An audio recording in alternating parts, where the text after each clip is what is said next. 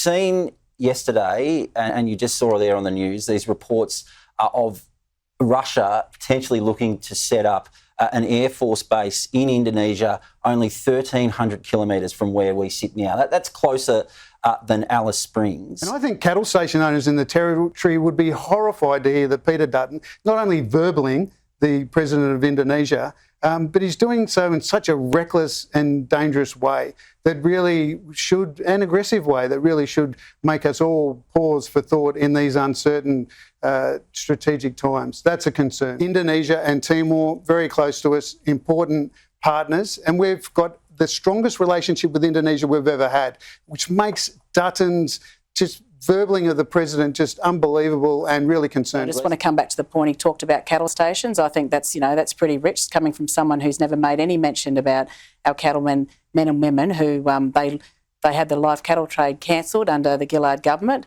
and they've still not been paid their money from that matter. So the court case has gone through. They've been allocated the money. It's not being paid. So I think it's pretty rich. Well, we know that matter's playing out in the federal court at the moment. Can I just point out that I took the Prime Minister to an NT cattle station just a couple of months ago? Anyway, build a bridge. We'll get over that point. In 2020, the federal court established in Brett Cattle Company v Minister for Agriculture that Labor's 2011 live export ban was illegal, with the court's ruling referring to the ban as capricious and unreasonable. The claimants have no other choice but to bring the matter back to court, as it's at a stalemate given the Labor government's pitifully low settlement offer and their rejection of the claimants' counter-offer. The NT cattle station that Prime Minister Albanese visited was Lake Nash. Lake Nash is owned by wealthy Queensland cattle baron Peter Hughes, whereas the majority of claimants in the Brett cattle class action are small business owners, and they are not just cattle station owners either.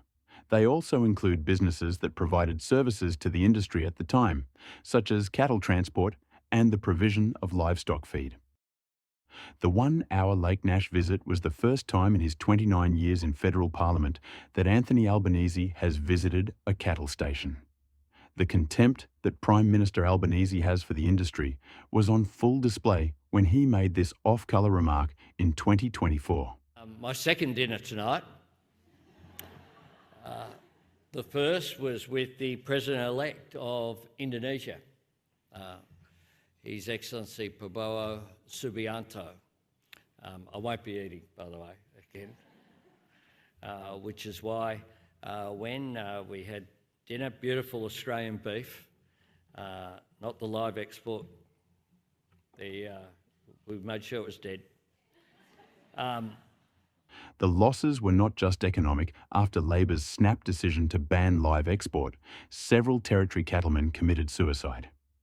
The failure to settle with the 215 claimants shows that Labor cannot take responsibility for their actions, and that they have learnt nothing, given their continued use of the industry to score cheap political points. If Labor enters a minority government after this election, will they once again destroy the third largest industry in the Northern Territory to keep their left-wing crossbench happy?